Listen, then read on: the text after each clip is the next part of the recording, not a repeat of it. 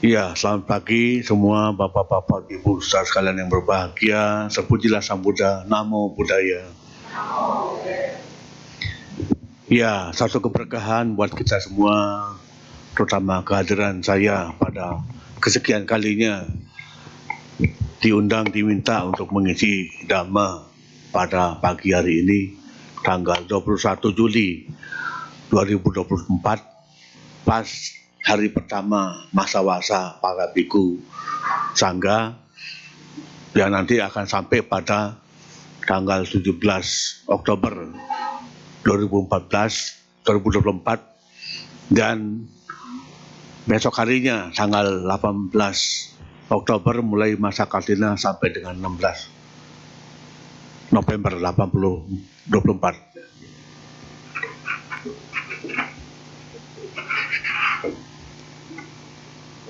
Ya, asli.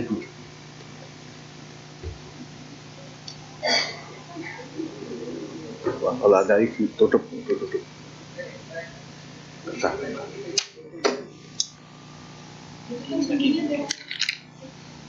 Nah, tutup aja, injak aja. Oh, udah. Tadi saya udah lihat, saya pikir tadi saya mau padamkan, ternyata masih nyala ya. Oh, ya enggak apa-apa. Ya, jadi masa karantina tahun 2024 ini 18 Oktober sampai dengan 16 November 2024. Saya memang masih berpikir untuk memberikan tema apa, maka baru tadi malam saya kabari ke Pak Sarwan. Apa ya? Saya itu kadang-kadang suka mendadak dapat tema. Lama-lama sudah diberikan, dikasih tahu-tahu berubah. Nah, ternyata ini menarik, penting buat umat ketahui.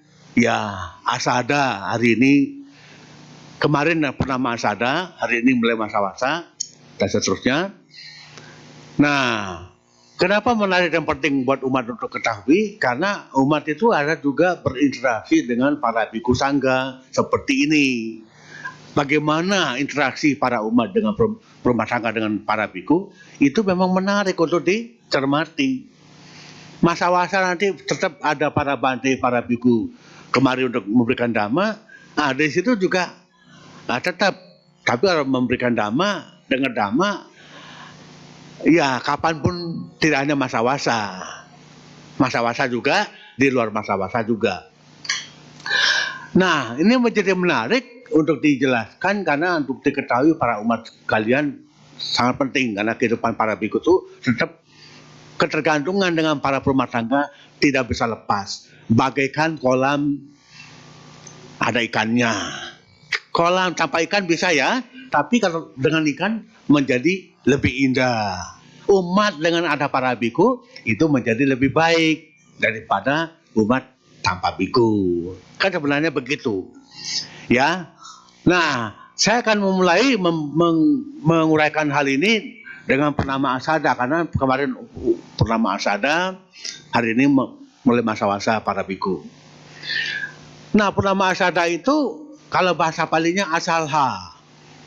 Kalau yang pernah ikut ITC Borobudur namanya asalha mapuja.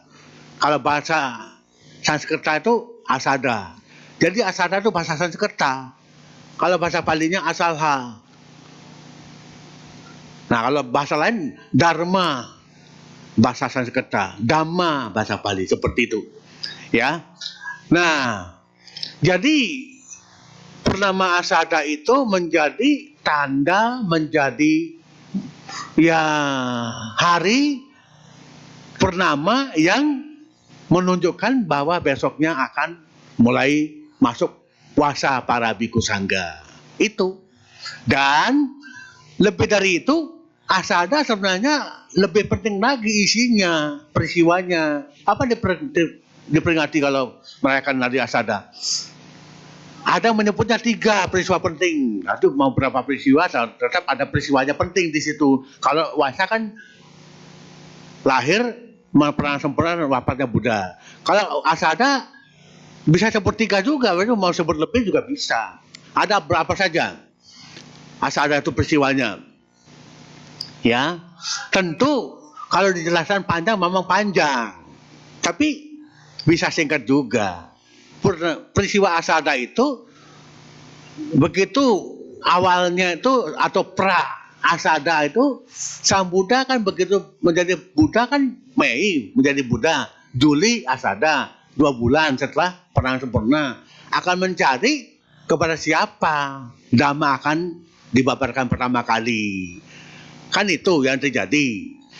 Muncul dalam pemikiran Sang Buddha, oh Alalakkalama kan berguru pada Alalakkalama sebelum jadi Buddha. Oh, dapat info dari para dewa, sudah wafat, sudah meninggal. Lalu udah Kalama Putra, sama, dapat info dari para dewa, sudah meninggal. Nah, yang ketiga yang muncul di pemikiran Sang Buddha adalah 5 petapa temannya dulu bersama-sama bertapa. Ya, siapa? Kondanya, Asaji, Mahanama, Badyawapa. Kan itu. Itu yang ketemu. Tapi ketemunya bagaimana? Sang Buddha punya kekuatan batin hebat, punya apinya. Ada di mana mereka? Kan begitu. Nah, kita tidak tahu persisnya. Jaraknya 2 bulan dari tempat perang sempurna ke tempat paparan Dhamma pertama kali itu berapa jauh seperti itu. Bagi yang pernah Dhamma Yatra itu tahu tepatnya.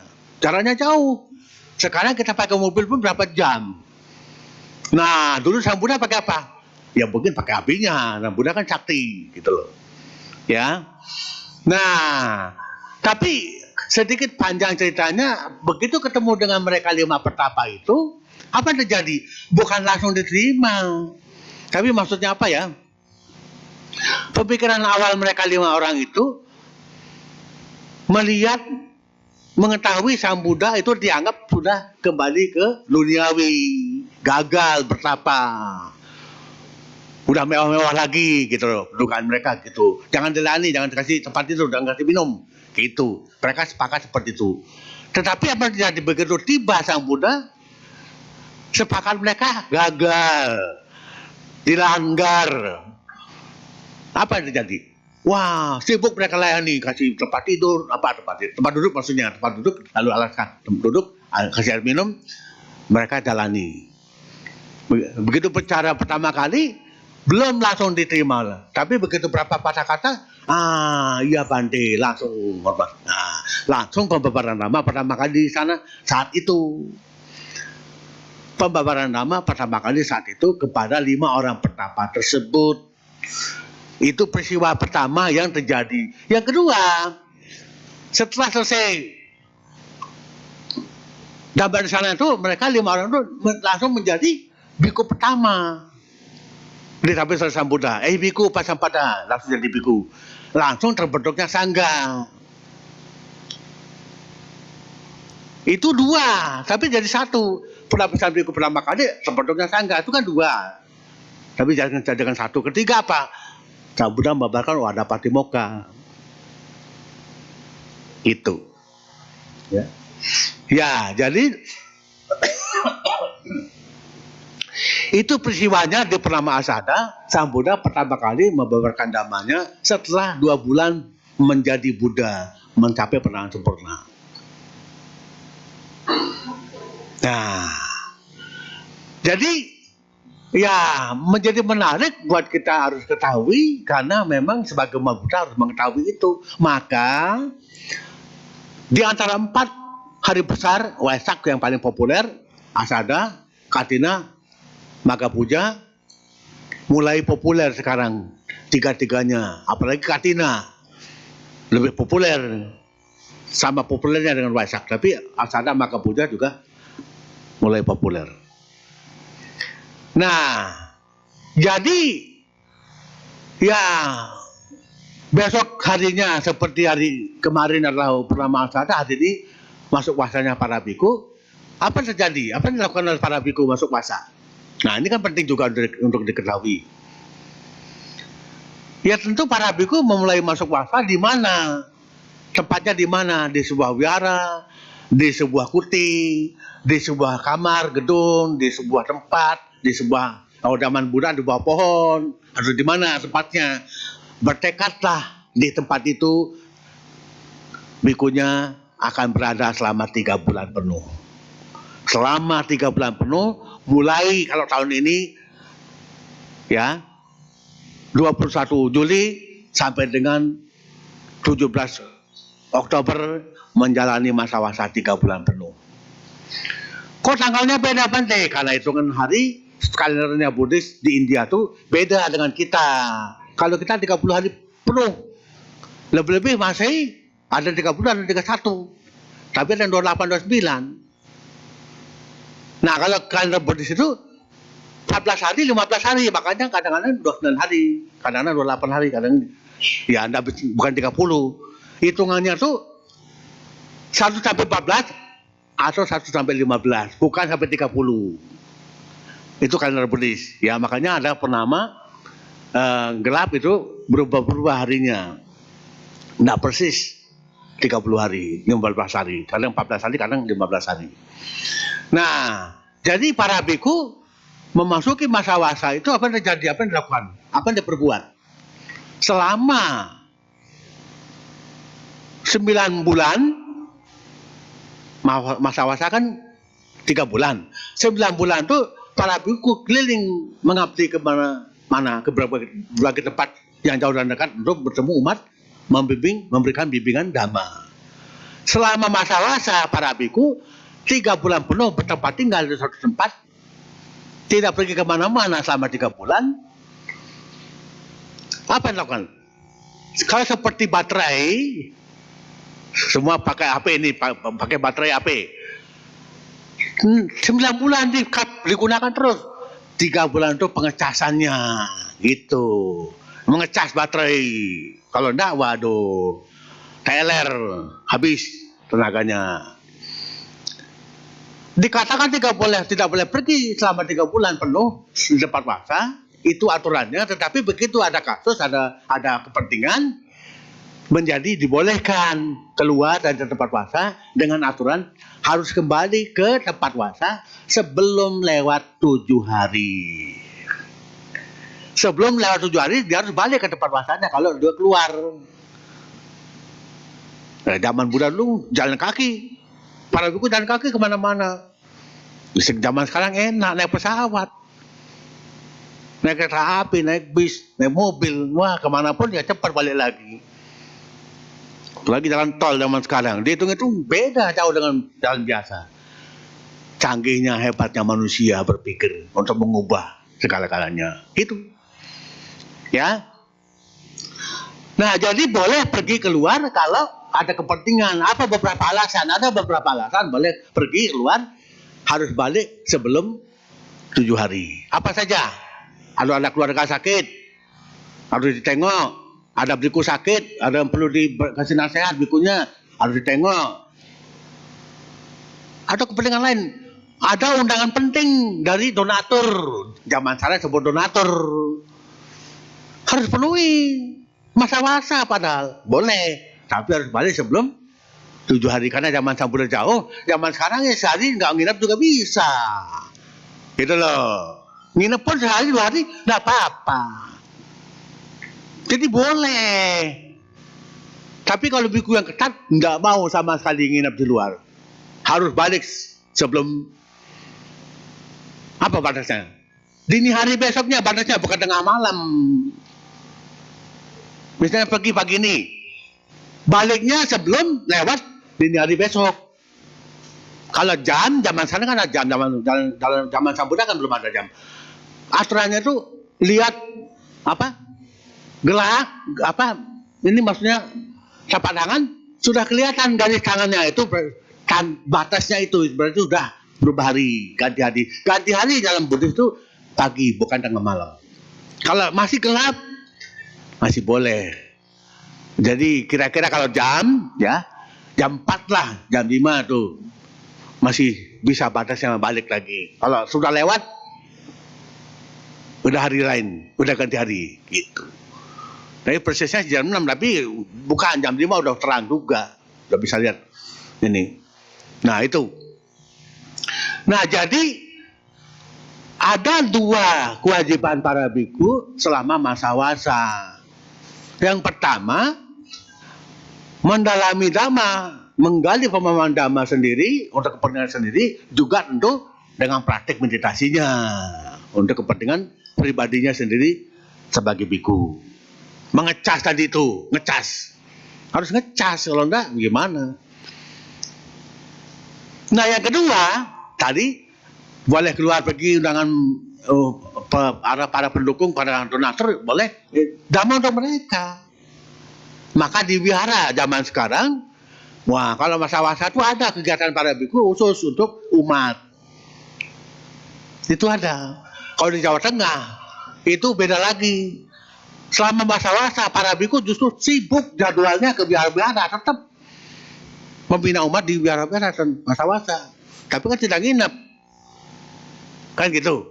Ya, kalau dari wiharanya ke wihara berapa ya, pergi ya, balik lagi. Tidak nginep. Pembinaan umat itu tetap penting. Ya, karena merupakan kewajiban seorang biku untuk memberikan bimbingan dhamma kepada para rumah tangga. Seperti pada saat ini. Sebaliknya para biku rumah tangga kan punya kewajiban menyokong kewajiban kebutuhan pokok para biku. Kan begitu. Ya. Nah, jadi masa wasa itu penting bagi para biku untuk bisa membuat dirinya bertahan, berkelanjutan sebagai biku untuk kepentingan Buddha sasana terlindungi, terjaga. Apa istilah lain itu? Jadi ya Buddha sasana jadi aktif, jadi hidup. Ya, gitu. Nah, ya ada juga, kalau tadi saya sebut Jawa Tengah tuh namanya dhamma kelas. Mereka lakukan itu di wihara mana pergi ngisi dhamma kelas para bikunya. Gitu. Ya.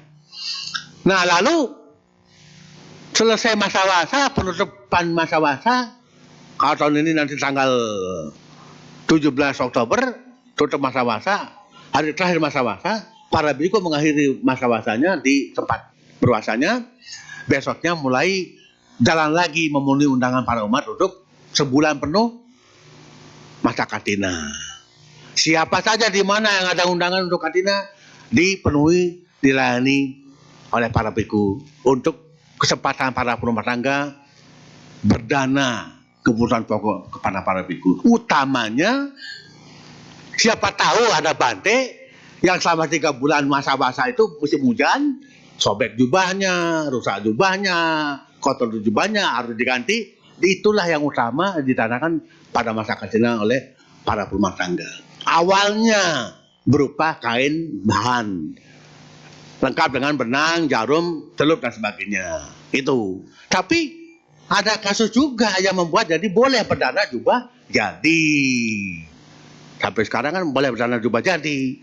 Itu ada tawaran dari orang tertentu. Bante bagaimana? Kepada Sang Buddha bertanya, boleh nggak saya dana jubah jadi? Kasihan pada bante itu rusak jubahnya sekian banyak. Masa jubah yang belum jadi kan gimana? Ada kasus itu diizinkan oleh Sang Buddha. Itu. Ya. Nah, itu utamanya berdana pakaian, jubah. Lah kalau berdana kebutuhan pokok lain terutama makanan, ya tentu bukan masa katina saja. Di luar masa katina karena makan, ya bukan tiap hari. Kan gitu. Nah, maka pada masa wasa kesempatan luar biasa bagi para umat yang ada bikunya berwasa di wihara tempat tinggal itu, berdana tiap hari untuk makanan para biku sangga. Itu juga luar biasa. Karena kalau di luar masa wasa kan para biku keliling kemana-mana. Wah, anda balik-balik. Baliknya sebentar. Gitu. Ya. Nah, jadi yang para rumah tangga diharapkan memahami, mengerti sampai hal-hal demikian itu supaya tahu bagaimana para biku itu hidupnya, bagaimana para biku itu semestinya diketahui oleh umat, harus bagaimana umat jadinya kalau mengetahui demikian, seperti itu. Jadi ada biku masa wasa itu ketat, tidak boleh diganggu oleh umat, hanya boleh datang untuk berdana makan saja, ada yang begitu. Tapi ya di Indonesia lebih-lebih kita nggak bisa begitu, sulit seperti itu. Kita harus bertatap muka, berinteraksi, banyak kepentingan dengan umat rumah tangga. Nggak bisa nutup diri hanya ketemu makan saja, itu nggak bisa, sulit. Ya di Indonesia harus interaksi sosialnya ada, nggak bisa nggak seperti itu, ya. Ya, tapi saking sibuknya para biku memang jadinya apa ya? Kadang-kadang badannya harus diistirahat. Ada yang salah mengerti, badai kok interaksi sosialnya kurang. Ada yang begitu. Padahal dia nggak tahu badannya perlu dari mana, capek seperti apa ya perlu istirahat dan sebagainya seperti itu. Ya, tapi harus dimaklumi karena memang tidak diketahui apa sesungguhnya terjadi dan sebagainya. Jadi mereka menjadi hanya menebak, wah badai kok langsung istirahat, badai kok tidak mau ketemu, tidak mau. Nah, tapi kan udah ketemu banyak dengan berbagai pihak di berbagai tempat. Gitu. Nah, Bapak Ibu sekalian, jadi ya sebenarnya belum membahas tentang masa katina, tapi karena itu hubungannya ada ke situ, jadi juga dibahas tadinya. Kalau temanya kan asada dan masa-masa para biku 2568 2024. Ya, masa karena belum, tapi kan nggak apa-apa karena nyangkut juga berhubungan, jadi langsung juga dijelaskan sekaligus. Nah, Bapak Ibu sekalian, jadi kita ini hidup di masyarakat sebagai bukti, sebagai tanda Buddha Sasana atau Buddha Dhamma itu eksis, berkembang, ya, bergema, berkumandang atau apa istilahnya. Terlihat buktinya adalah interaksi antara para rumah tangga dengan para biku itu ada, seperti buktinya hari ini. Ada interaksi di antara kedua unsur itu, unsur rumah tangga dan unsur biku sangga. Itu bukti Buddha Sasana atau Buddha Dhamma itu eksis, bergema.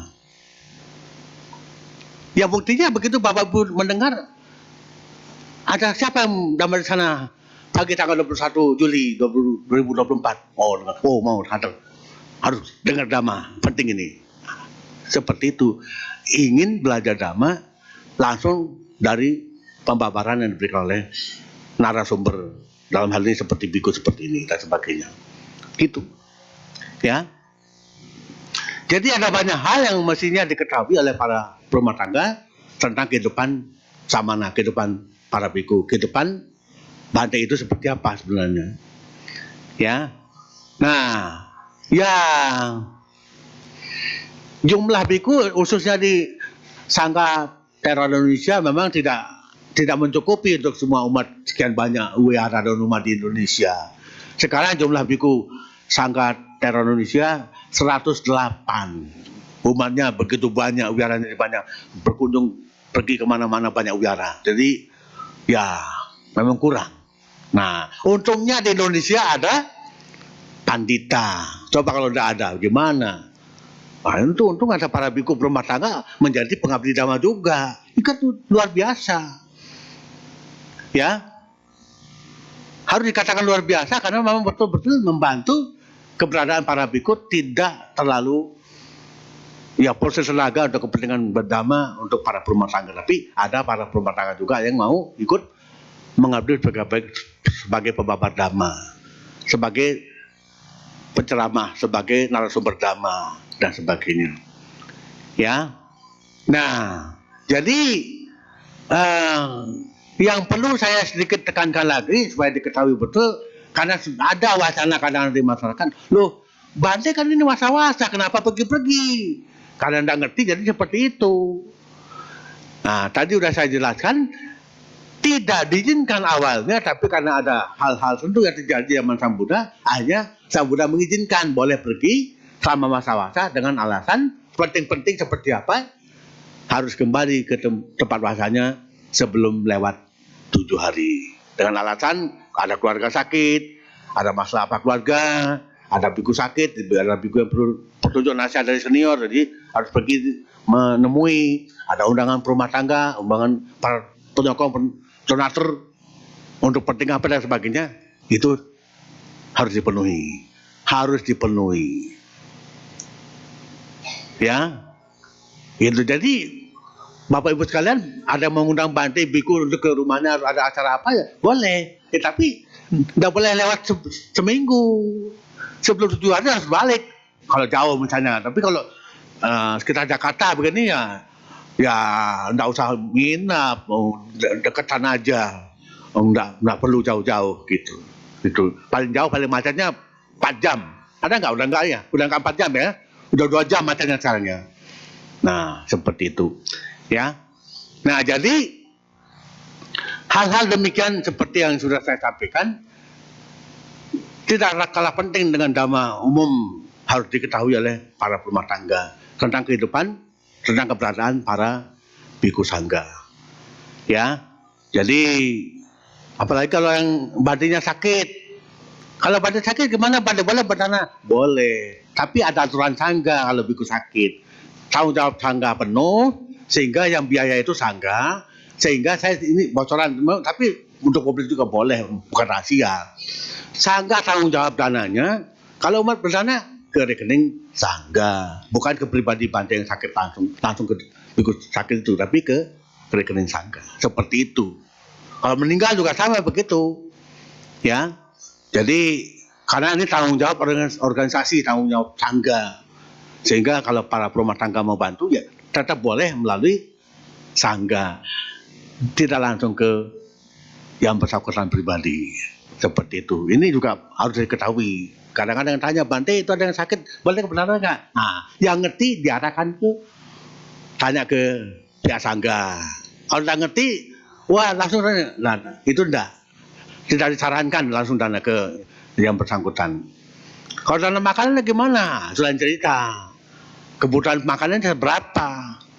Saya jadi ingat masa COVID itu pernah di rumah sakit masa COVID. Makanan begitu banyak nggak habis. Bagaimana mau habisnya? Ya banyak makanannya. Jadi tapi habis. Ya. Nah ini saya kira penting untuk kita semua, Bapak Ibu sekalian. Ya apa mau ditambah panjang lagi? Tapi kan nggak juga karena biasanya di sini ada tanya jawab ya. Kalau ada bertanya ya lebih perlu lagi untuk waktunya tambah bisa kesempatan bertanya dan mendapatkan tanggapan atau jawaban atas pertanyaan itu. Terima kasih atas pertanyaannya. Semoga dimengerti apa yang saya uraikan dan silakan kalau ada di antara Bapak Ibu sekalian ingin menyampaikan sesuatu atau bertanya tentang apa tadi yang disampaikan atau apa saja boleh. Saya tidak pernah membatasi pertanyaan, boleh apa saja. Tapi pertanyaan tadi juga lebih-lebih boleh ditanyakan. Terima kasih. Sampai sata untuk tata. Semoga semua makhluk berbahagia.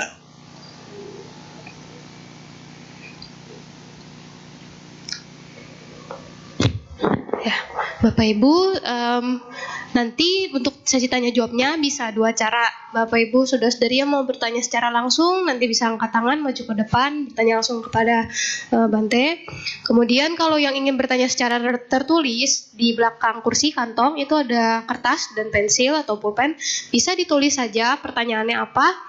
Nanti saya akan keliling untuk mengumpulkan pertanyaannya. Baik, sambil kita menunggu pertanyaan yang masuk, kita nyanyikan 1 buah lagu bersama-sama.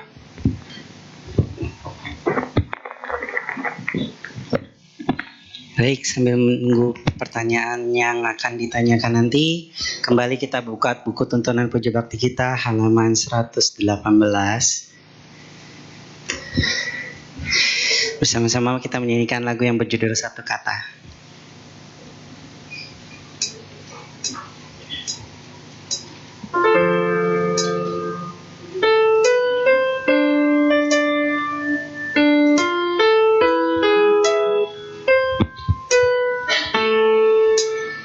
Satu kata tentang dhamma lebih berarti dari segenggam permata. Begitu dalam isi dan makna hingga mampu damaikan dunia. Satu syahid tentang dhamma lebih indah dari semua semua karya pujangga. Begitu indah merasuk jiwa, menumbuhkan meta dan karuna.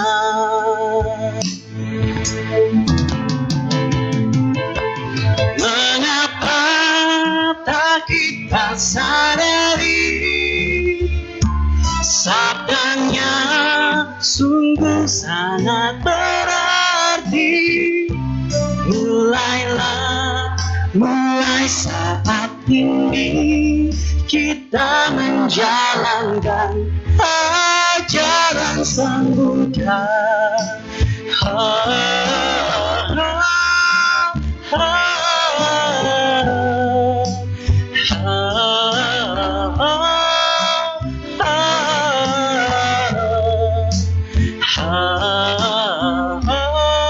Kita menjalankan ajaran Sang Buddha.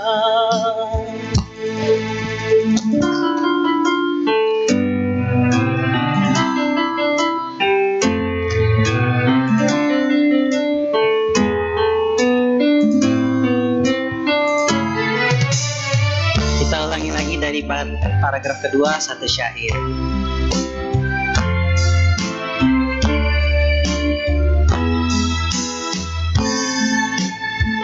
Satu syair tentang damai, lebih indah dari semua karya pujangga. Begitu indah merasuk jiwa, menumbuhkan meta dan karuna.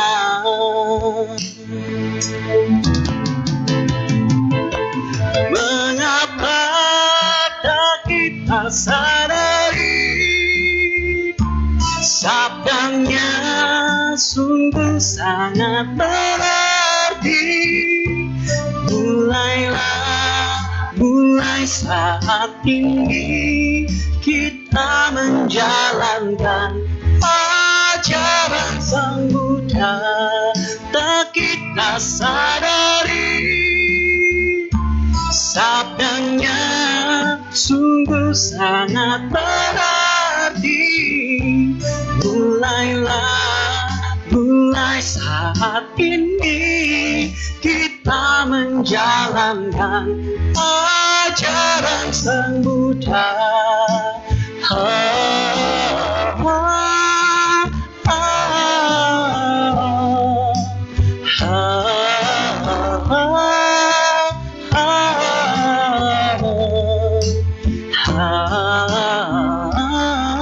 Kita menjalankan ajaran Sang Buddha.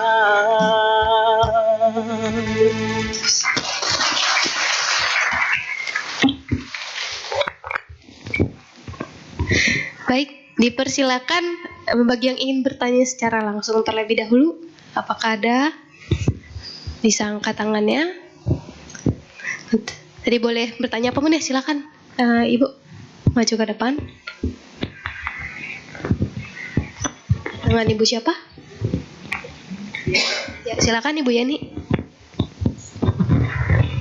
Namo Buddhaya Bante. Ya, silakan. Saya mau naik Bante. Dulu pertama kali saya ke wihara di suatu tempat, tapi wihara itu bukan Buddha Rupang ya, tapi Mahadewi Kuan Yin sama apa ya, Buddha yang akan datang itu ya. Maitreya. Ya, Maitreya. Nah, di situ pertama kali saya masuk ke situ tuh, kan katanya dibuka dari sini cakra. Katanya itu buat kalau suatu saat kita meninggal, supaya arwah kita itu keluar dengan mudah gitu. Terus saya pernah juga ikut sidang dharma 5 hari itu.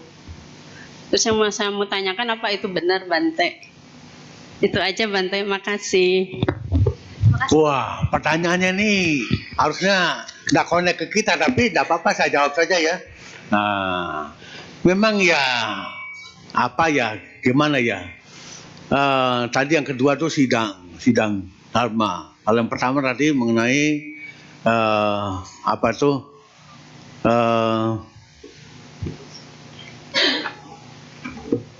Ya tempat masuk kenal pertama kali wihara, keadaannya demikian. Ya namanya baru awal, baru pertama. Berapa hari lalu di Jawa Tengah saya juga ketemu orang yang bukan Buddhis, ketemu. Tadi juga saya malam juga masih WA, telepon segala macam. Dia merasa lagi belajar, lagi mencari, lagi menggali pelajaran. Saya juga sarankan dia belajar dulu, belajar cocok seperti apa. Keluarga dia bukan Buddhis. Jadi kalau pertama kali seperti itu memang rasanya apa ya? Karena belum kenal, belum tahu yang sesungguhnya, jadi aneka ragam bentuk pertanyaan muncul yang tak terduga dan jawabannya pun sepertinya karena tidak mengena, bahkan tidak ada mengena sama sekali. Nah, tapi buktinya sekarang tadi ibu bertanya tuh sudah sini sering sudah berubah, sudah ada perkembangan, sudah ada kemajuan, berbeda dengan saat-saat dulu. Iya, belajar dhamma itu memang pengalaman. Yang ditulis di Pitaka Pali, Sanskerta dan sekian banyak itu kan pengalaman Sang Buddha dengan para muridnya, para bikunya, dengan rumah tangga dan sebagainya. Itu semua dasar pengalaman. Apa ditanyakan, dijawab Sang Buddha, apa kasusnya, diberi solusi oleh Sang Buddha dan sebagainya. Semua pengalaman. Tapi itu dengan sendirinya tidak bisa sebentar, tidak bisa singkat. Nggak bisa pendek waktunya. Itu. Ya. Nah, justru menarik kalau dihubungkan dengan kehidupan sehari-hari, baik sebagai biku maupun rumah tangga yang kerja. Maupun rumah tangga yang hidup pasangan suami istri. Itu menarik. Apa menariknya? Coba rumah tangga. Sebelum jadi suami istri, itu kan dikenal istilah masa pacaran. Saling mendekatkan diri, satu sama lain, saling mengenal satu sama lain, sebelum menjadi resmi pasangan suami istri. Kalau bahasa Inggrisnya yang populer itu disebut probation periods. Jadi masa percobaan. Menjadi biku juga ada sebut samanya atau masa percobaan. Belum langsung jadi biku. Harus dilatihan dulu, cocok tidak, mencocokkan diri seperti apa.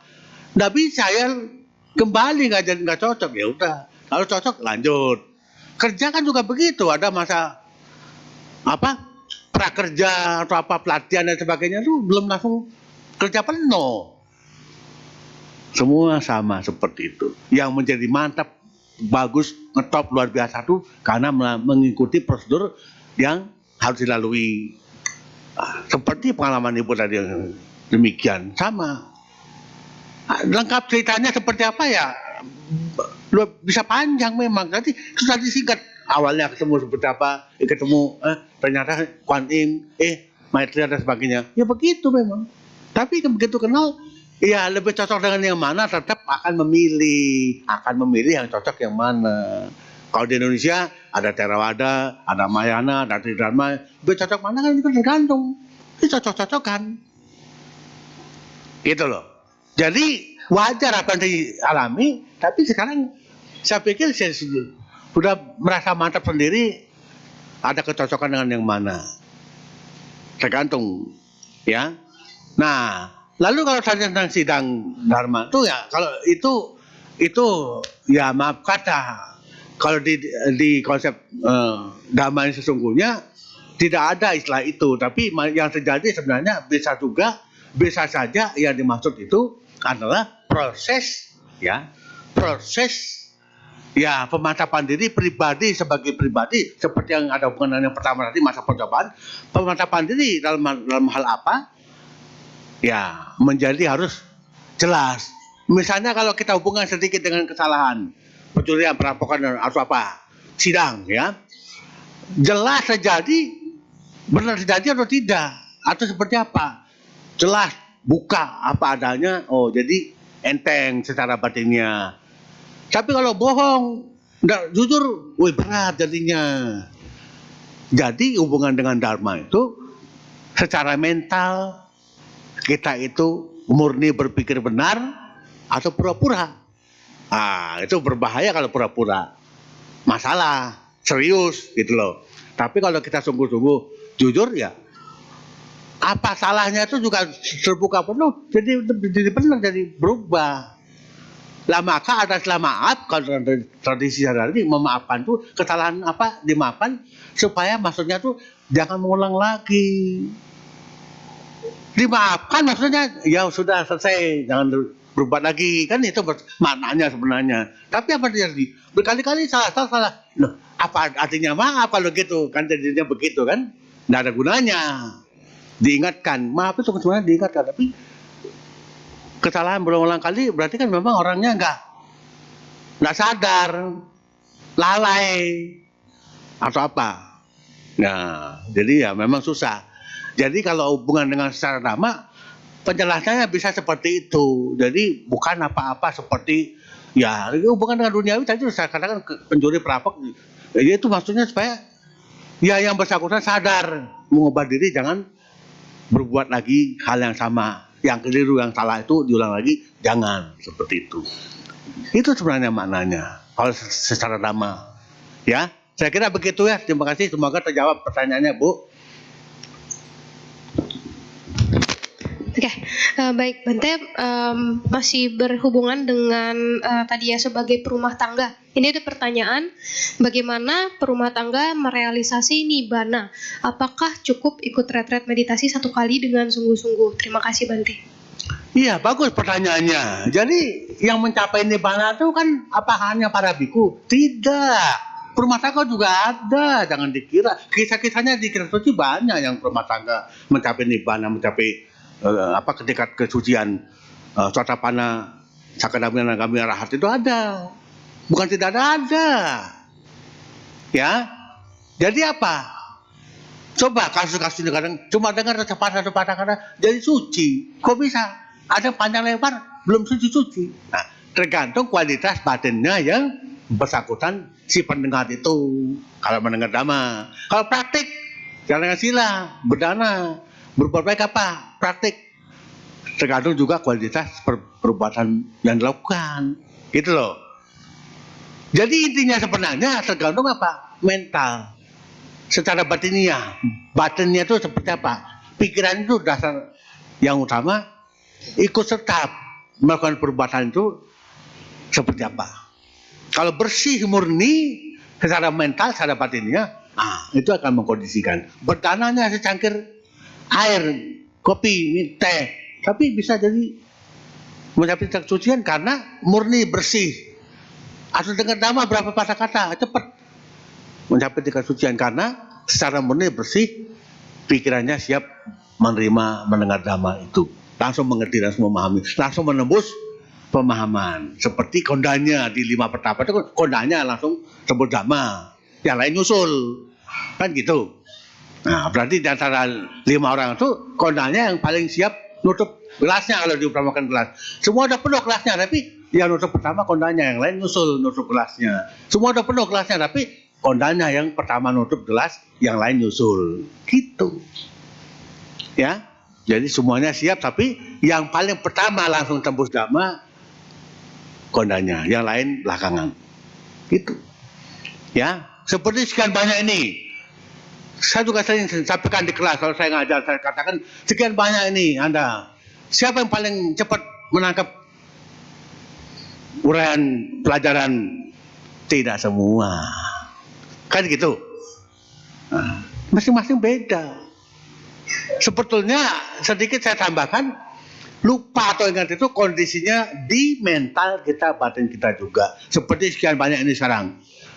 Pasang mental batinnya, pikirannya siap mendengar, merekam, atau hanya tampil muka kelihatan mendengar tapi tahu pikirannya melayang-layang kemana-mana, jadi beda, gitu loh. Itu membedakan. Kenapa mudah lupa? Karena saat mendengar seketika dengar tapi langsung hilang karena tidak pasang, tidak rekam secara batinnya. Kalau yang mudah ingat tapi kapanpun ingat karena merekam saat mendengar itu. saat kejadian itu direkam. Itu yang membuat beda, mudah ingat atau sebaliknya mudah lupa. Itu. Jadi kalau kenapa para murid disarankan, ayo anak-anak siap, maaf saya kadang kalau di kelas jadi dengarkan dengan baik-baik supaya pasang. Tapi kadang-kadang main-main, bagaimana kan seperti itu. Sama dengan drama atau menyaksikan kejadian apapun seperti itu juga. Siap saat itu atau sedang tidak siap. Lebih-lebih kalau ngantuk, capek, itu nggak siap, susah, lapar. Waduh, sang Buddha juga punya tradisi. Tanya, sudah makan belum? Belum, makan dulu. Kasih makan dulu baru kasih dhamma. Kalau lapar dengan dhamma nggak masuk. Nah, gitu loh. Jadi siap atau tidak secara mental, secara batinnya, itu yang membedakan kenapa bisa ingat atau mudah lupa malah. Seperti itu. Nah, sehingga kalau tadi dikatakan dari sidang itu, siap seperti apa kondisinya di sidang? Langsung berubah total. Hebat kalau bisa begitu. Memang harus begitu. Tapi kadang-kadang tidak berubah-berubah. Itu gimana? Di sidang berkali-kali, kok tidak bisa berubah? Tuh, ada tidak benar itu. Kan seperti itu. Ya, seperti itu. Ya, jadi kalau tadi ini pertanyaan tentang apa tadi? Kok malah hilang ya tadi yang ditanyakan tulisan itu. Apa tadi? Rumah tangga untuk mencapai mencapai kesucian. Jadi sama kondisinya sama dalam arti siap seperti apa secara mental, secara batinnya, siapapun itu. Bukan berlabel lagi biku atau bukan biku. Sama semuanya. Ya. Bahkan biku pun ada yang udah jadi malah masuk neraka, masuk alam jadi makhluk peta, jadi kudu jubah karena mereka dengan jubah. Ada kasus-kasusnya itu. Jadi kondisinya tergantung pada mental atau batinnya yang bersangkutan, apapun posisi atau statusnya. Seperti itu. Jadi rumah tangga jangan tidak usah khawatir. Makanya kenapa sibuk bekerja tiap hari, tapi kesempatan dengan dhamma begini perlu. Karena kesempatan seperti ini membuat peluang, ada peluangnya bisa mengerti, memahami dhamma dengan baik, bisa mengarah ke tingkat pencapaian seperti itu. Ya, saya kira begitu ya. Terima kasih. Ya, jadi kalau mau mencapai nibbana tuh langkah awalnya harus memahami dulu ya Bante ya, ajaran dhammanya ya. Dan juga tergantung kondisi mental masing-masingnya bagaimana dalam proses mengertinya itu ya Bante ya. Iya, betul. Terus tadi seperti yang pengalaman yang Ibu Yani kan kalau selama proses pembelajaran itu tiap orang tuh beda-beda pengalamannya. Jadi tergantung cocok-cocokannya juga gitu. Yang penting tetap membawa pengaruh yang baik buat kita ya Bante ya. Iya, sedikit saya hubungkan dengan kehidupan duniawi sehari-hari. Ini penting. Jadi untuk mengerti memahami itu hubungan dengan duniawi seperti ini. Kerja kantor, kerja tani, kerja kebun, atau kerja apa lagi buruh, harus berumah tangga, atau kerja apa lagi dapur. Itu beda-beda semua. Sekarang di antara orang-orang yang seperti apa siapnya lebih bisa yang mana? Sekarang kalau dia ahli pertanian, kita tanya tentang ilmu pengetahuan kelas, nggak nyambung. Sebaliknya orang yang di kelas pengetahuannya hebat tanya tentang pertanian lapangan, belum tentu juga. Nah makanya dua-duanya perlu disebut teori dan praktik. Memahami secara teorinya, lalu praktiknya seperti apa, dua-duanya penting. Kalau salah satu ya tidak bisa. Itu. Ya, kalau tadi saya katakan petani, lalu juga kantor, kemudian dapur, rumah tangga, apalagi yang lain. Itu kalau ditukar-tukar harus disamakan, nggak bisa sama, nggak bisa ditukar, beda-beda. Ada yang bidang dhamma seperti ini. Loh kalau ada yang bertanya tentang pertanian, tentang apa ya? Ya nggak nyambung langsung, tapi kalau prinsip dhamma yang diharapkan, yang diberikan, yang dibutuhkan beda. Prinsip dhamma tentang pertanian, prinsip dhamma tentang pekerjaan, kantor, bisa. Tapi itu dua berbeda, prakteknya berbeda. Ya. Jadi misalnya di kantor, sebagai anak buah, sebagai atasan, bagaimana hubungan antara sama majikan dan bawahan. Itu ada dalam teori dhamma ada. Harus bagaimana? Kenyataannya seperti apa? Dua berbeda. Harus bagaimana secara dhamma? Kenyataan di lapangan seperti apa? Itu dua berbeda. Ya, jadi harus sabar ke bawah pada bawahan. Oh, itu teori dhamma. Prakteknya seperti apa? Tergantung nyatanya bagi para pelakunya. Kan begitu. Seperti itu tambahannya. Itu penting untuk bisa mengerti. Terima kasih. Oke, baik. Mungkin ada lagi yang ingin bertanya secara langsung. Ya, silakan. Ya Pak, dengan Bapak siapa? Selamat pagi Bante, Namo Buddhaya. Silakan. Ya, Bante, saya ingin bertanya, mungkin saya yakin Bapak Ibu semua, teman-teman di sini pernah berdana untuk Bante ataupun Sangha. Jadi misalkan kayak di Dhammacakka juga ada ya, setiap kali pembicara mungkin Sangha, di belakang ada dana makan gitu. Nah, yang ingin saya tanyakan ialah, mungkin Bante boleh ceritakan lagi nggak Bante, manfaat berdana kepada Sangha itu apa sih Bante? Apakah mungkin bisa enteng jodoh, hutang lunas, atau gimana Bante? Dan apa bedanya berdana kepada Bante dan berdana kepada Sangha? Itu aja Bante, makasih. Iya, bagus pertanyaan tentang berdana. Memang berdana paling banyak dibicarakan, ditanyakan juga. Dua pertanyaan tentang berdana pada Sangha, lalu manfaatnya, apa bedanya biku pada biku dan pada Sangha. Ya, saya jelaskan lebih dulu yang dua berbeda itu. Kepada pribadi biku dengan pada Sangha, dua itu juga berbeda. Saya ada posisi di Sangha. Dalam organisasi Sangha saya punya jabatan. Kalau saya kerja urusan Sangha, itu kalau orang berdana Sangha saya terima, itu untuk Sangha, bukan untuk pribadi saya. Tapi kalau orang berdana pribadi untuk saya, bukan untuk Sangha, beda lagi. Kok beda Pak? Ya beda. Kalau urusan Sangha, tanggung jawab Sangha ya tanggung jawab Sangha penuh. Biaya, tadi udah saya singgung kematian atau orang sakit, biku sakit. Itu tanggung jawab Sangha. Kalau pribadi biku nggak mau dari Sangha, udah nggak apa-apa. Dibolehkan, tapi jadinya apa kalau dibolehkan bener? Enggak, jangan. Nanti jadi masalah. Jangan boleh. Jadi tetap tanggung jawab Sangha, jangan pribadi. Gitu. Jadi misalnya kalau saya diutus kemarin nomeni tamu 2 minggu, tamu yang ikut ITC juga, itu biaya dari Sangha. Saya pakai di biaya Sangha. Tapi kalau saya pribadi, bukan urusan tanggung jawab, urusan tugas Sangha ya pribadi. Orang dana untuk saya pribadi bisa. Tapi kalau untuk Sangha tetap lewat rekening Sangha. Seperti itu. Dua berbeda. Apa bedanya Bante? Ini berbeda memang. Kalau berdana pada pribadi biku, dulu zaman Sang Buddha ada kasus. Ada yang berdana jubah kepada Sang Buddha, pribadi Sang Buddha. Ya, Sang Buddha menolak dengan cara halus, lebih baik danakan pada Sangha. Kalau pribadi Buddha, nanti kalau ada biku lain membutuhkan jubah itu nggak bisa pakai. Tapi kalau pada Sangha, jadi semua biku boleh pakai. Itu bedanya. Sangha, dana Sangha apapun bentuknya sama. Kalau dana Sangha ya nanti yang dibutuhkan oleh biku siapa di mana boleh. Tapi kalau pribadi saya, nanti pribadi biku lain akan tergantung saya, boleh nggak? Kalau nggak bisa. Nah, seperti itu. Jadi berbeda. Maka kadang-kadang orang kalau dana akan ditanya, mau dana untuk apa? Untuk Sangha, untuk Sangha ya? Oh enggak, ini untuk pribadi Bante ya. Jadi beda. Memang harus jelas mengerti orang mau berdana untuk wihara, untuk Sangha, untuk pribadi biku, 3 berbeda. Wihara sendiri, Sangha sendiri, pribadi biku sendiri.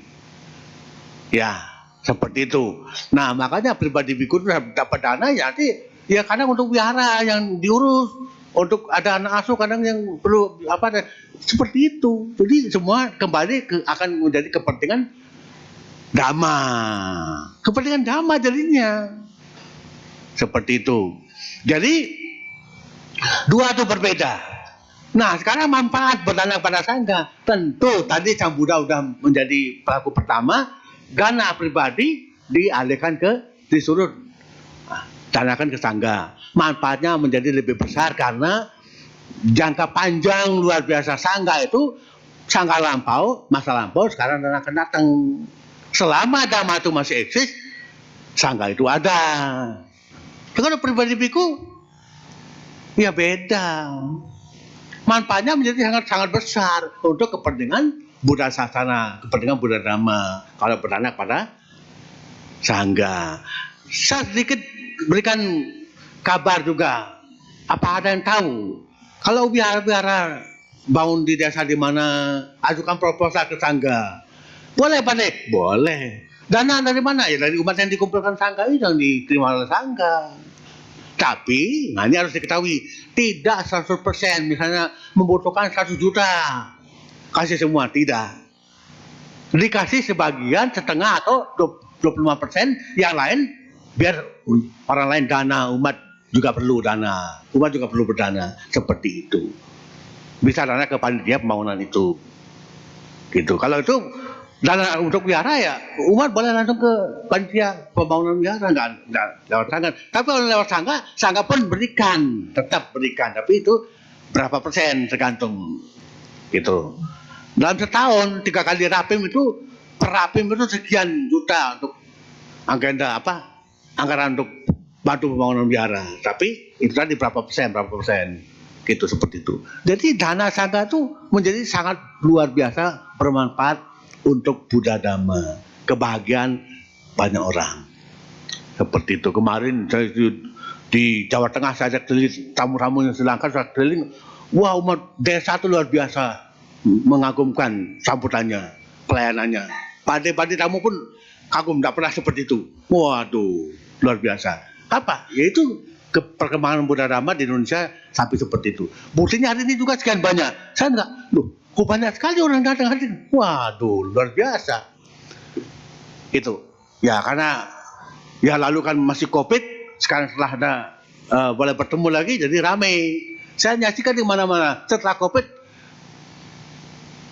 pertemuan umat di wihara itu apapun acaranya ramai. Benar. Jadi bukan hanya di sini. Seperti itu. Jadi manfaatnya sangat besar. Saya tidak merinci, tapi secara gamblang saya jelaskan manfaat berdana pada sangga itu. Dan di antaranya ya di kepentingan Buddha Sasana, kepentingan kebahagiaan banyak orang, ya, bertahannya kelestariannya Buddha Dhamma, ya, gitu. Dan tentu kebahagiaan, keberuntungan bagi pelaku dana itu sendiri, udah pasti ke sana arahnya, gitu. Keberuntungan, ya keberhasilan, kebahagiaan, kekuatan. Tadi sampai ada yang disebut jodoh. Itu ya bisa saja, tapi justru kekuatannya dari kebajikan yang dilakukan itu. Bukan kemelekatan, saya mau dapat jodoh, saya berdana, nggak dapat apa jadi kecewa. Nah, tapi dibalik saya berdana untuk kepentingan kebajikan, nanti ada kekuatan akan mengarah ke sampai jodoh segala macam itu bisa. Jangan dibalik ya. Utama untuk dapat jodoh saya berdana, bukan begitu. Tidak begitu. Nanti kecewa nanti. Ya, karena buah karma baiknya belum matang, udah kecewa duluan. Nah, untuk tidak kecewa, memang harus mengerti berdana untuk kepentingan kebajikan, membantu pihak yang menerima, mendukung pihak yang menerima menjadi bermanfaat untuk Buddha Dhamma. Nah, tentu nanti buahnya ya pasti, tetapi kapan waktunya itu tidak bisa dipastikan. Waktunya tidak bisa dipastikan. Ya, seperti itu. Ya, terima kasih. Ya Bante, 2 pertanyaan terakhir Bante. Nah ini masih berkaitan dengan dana makanan kepada Bante. Jadi biasa kan kalau perayaan besar atau apa, banyak yang berdana makan untuk para anggota sangga. Kemudian kan ada berlebih. Nah berlebihnya itu akan mungkin dibagikan kepada yang membutuhkan. Nah yang bertanya ini konon pernah dengar katanya makanan yang sudah dikonsumsi oleh para anggota sangga itu akan membawa berkah. Apakah benar? Terima kasih Bante. Iya, bagus pertanyaannya. Di Indonesia benar-benar membudaya yang seperti ditanyakan itu. Benar-benar membudaya. Mau berbondong-bondong dana sebanyak-banyaknya meskipun satu orang Bante.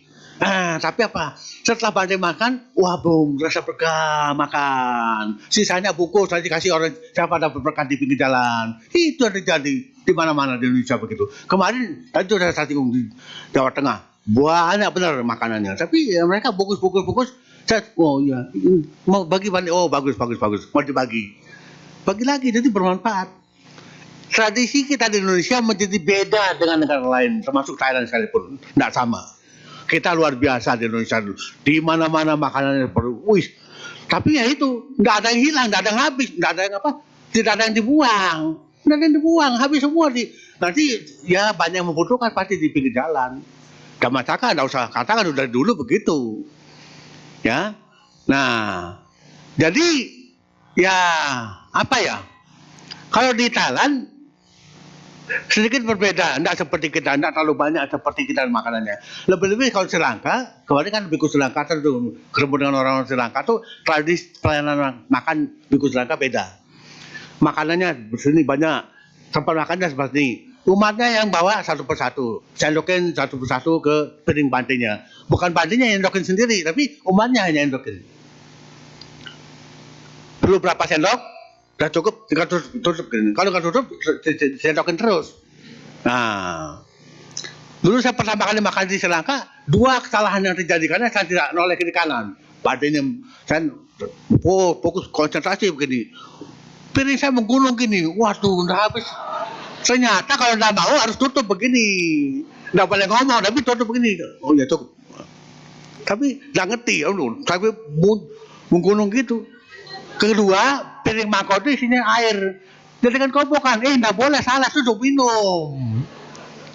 Kalau cuci tangan, ada ember, jadi minum, selesai minum, cuci tangan di ember gitu. Bukan di telupan tangan begini. Tradisinya beda. Kalau Sri Lanka tuh, mereka makan yang belum diberikan kepada sangga. Kalau kita di Indonesia terbalik sebaliknya. Setelah diberikan ke sangga, kita akan makan dengan penuh berkah. Waduh. Memang beda, ya, gitu loh. Ya, jadi apakah itu benar-benar dapat berkah? Iya, tentu, ya. Tapi kalau di Sri Lanka pendapatnya beda pendapatnya. Kalau sudah serahkan ke sangga, tidak boleh mereka ambil lagi. Kalau di Sri Lanka seperti itu, makanya caranya umatnya sendiri yang layani pandainya, sendokin ke piringnya, gitu. Pakai patah atau piring sama. Jadi saya sendokin ke patahnya atau ke piringnya. Nah, kalau bandingnya udah cukup atau nggak mau, tutup. Boleh nambah sama sekali, boleh, tapi tutup. Sebelum disendokkan, tutup. Jadi nggak dikasih gitu. Nggak apa-apa. Gitu. Ya, kalau Myanmar angkat meja. Oh, bandingnya bisa ngambil sendiri. Di Indonesia sekarang ada tradisi siam terima makanan sekian banyak. Bandingnya paling ngambil secukupnya sambil jalan sendokin ke piring atau ke patah. Nah, seperti prasmanan gitu, lebih praktis gitu, jadi nggak sia-sia makanannya. Kalau sendok mereka nggak habis, sayang memang. Nah kalau yang masih di piring itu kan boleh dibagikan, boleh dimakan oleh siapa saja, gitu, ya. Seperti itu, memang berbeda. Ya, jadi sekarang malah apakah ada yang pernah menemukan itu badai makan di mana menyerahkannya pakai gata, bukan serahkan ke tangan, gara-gara COVID. Padahal gata itu sudah ada sebelum COVID, sudah ada praktikkan sebelum COVID. Tapi gara-gara COVID sekarang jadi berlaku betul di mana. Makanya kalau selalu banyak, mereka mempersembahkannya pakai gata, bukan serahkan tangan ke tangan. Bukan angkat meja seperti tradisi Myanmar, tapi pakai gata. Nomor saja dan seterusnya, itu ada gatanya. Seperti itu. Ya, jadi tentu berdana pada sangga makanan seperti itu, ya berkah bagi para peruang sangga, ya tentu. Berdananya itu yang datangkan berkah. Nanti selesai para biku makan, merasa dapat berkah dalam makanan itu, ya itu beda lagi berkahnya. Jadi dua berkah berbeda, ya. Berkah berdana itu bisa panjang umur, sehat, kuat dan bahagia. Kalau berkah makanan itu kan materi produknya dapat berkah langsung dari bantainya. Jadi gini, saya tambahkan sedikit. Kan umat berdana, sekian banyak yang diterima biku itu miliknya biku, sekian banyak. Berapa meja pun itu. Tapi begitu selesai bantainya makan, bantainya yang berdana kepada umat. Itu memang miliknya bantai, dana kepada umat begitu loh. Bukan dikembalikan. Bantainya yang berdana kepada para umat. Gitu. Sebenarnya itu terjadi. Jadi para bantai dana banyak sekali untuk kepada sekian banyak umat gitu loh. Seperti itu. Ya saya kira begitu ya. Terima kasih. Ya Bante, pertanyaan terakhir, Wandami Bante, mohon dijelaskan mengenai ahosi karma. Terima kasih. Iya, awasi karma. Ya penting untuk dia mengerti, jangan sampai salah mengerti ya, jangan sampai salah paham. Apa ya awasi karma. Awasi karma itu artinya angus, kosong, nggak jadi berbuah, jadi kan hilang jadinya. Kosong lah lebih angus kosong itu, jadi nggak bisa berbuah. Jangan sampai kita berpikir perbuatan kamu buruk apapun jadi awasi. Ya tidak, jangan berpikir gitu. Wah nanti jadi awasi nggak apa-apa. Kalau seperti telah tersangka diampuni, tidak. Jadi gini, menjadi awasi karma kalau terutamanya yang bersangkutan sudah mencapai tingkat sucian, ya, ada karma buruk nih, tapi sudah mencapai tingkat sucian, kan tidak lain lagi, habis, nggak bisa berubah lagi karma buruk itu menjadi awasi karma, itu utamanya disebut awasi karma. Tapi yang lain punya karma buruk seperti apa? Berbuat kebajikan sebanyak apa, membuat jadi kalah itu karma buruknya, lebih dominan, lebih besar, lebih kuat karma baiknya. Bisa berbuat tapi berbeda dengan sebelumnya kalau tidak menimbul kebajikan baru. Itu menjadi awasi, kalah dia, lemah. Itu seperti itu. Makanya kenapa kita dianjurkan berbuat baik sebanyak-banyaknya? Ya untuk tujuan itu. Kalau kita punya karma buruk, supaya didominasi oleh karma baik yang kita timbun baru sekian banyak itu. Sebagai modal, kalau lahir kembali, ya, meninggal dunia lahir kembali belum mencapai tingkat sucian, modal itu berguna untuk melanjutkan kehidupan kita semaksimal mungkin, meminimalisir buruknya, tambah memperbanyak kekuatan baik. Itu, ya, sampai mencapai tingkat sucian kapan di kehidupan berikutnya modal ini berguna, berbuat kebajikan, nimbun karma baik seperti itu, ya, gitu sebenarnya. Jadi kenapa kita dianjurkan berbuat baik terus? Begitu kita punya kebajikan, sempat untuk merealisasikan nibbana, kan bisa kan ada timbunan kebajikan, sempat bisa merealisasikan nibbana, buruk tidak ditambah, baiknya masih punya banyak. Mencapai tingkat sucian ya semua habis. Nah gitu loh. Yang buruk sudah dikit, kalau kita tidak pernah tambah lagi, kebajikannya banyak, tapi kan begitu sampai kesucian kan selesai.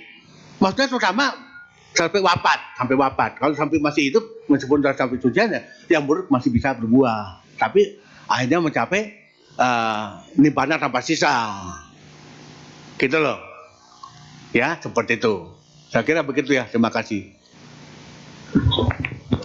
Baik, terima kasih Bante atas penjelasannya, semoga bermanfaat bagi semua makhluk, dan terima kasih juga kepada Bapak Ibu Saudara-saudari yang sudah bertanya, pertanyaannya bagus, luar biasa sekali. Ya Bante, kami dari segenap pengurus Wihara Dharma Suka dan semua yang hadir di ruangan ini mengucapkan terima kasih anumodana atas dhamma desana yang telah disampaikan. Ya Bapak Ibu, kami persilakan untuk berdiri dan bersikap panjali. Bante akan meninggalkan ruang dhamma sala.